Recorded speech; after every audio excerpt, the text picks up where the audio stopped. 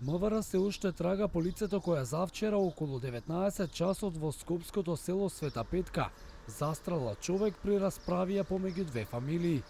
Полициските алфи со самото пристигнување на местото на настанот не успеале да го пронајдат Ердоган Дж, кој осомничен дека во расправијата користел пиштол. На 17 овој месец околу 19:10 часот во селото Света Петка дошло до нарушување на јавниот ред и мир помеѓу 4 лица. Во тепачката освен тврди предмети било употребено и огнено оружје.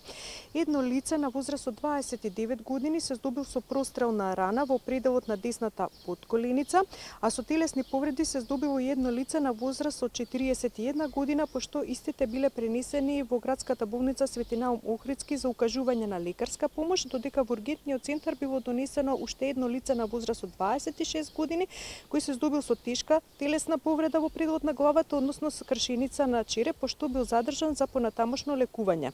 На местото на настанот излезено од страна на СВР Скопје и извршен увид и се работи на целосно расчистување на случајот и по едно лице се трага.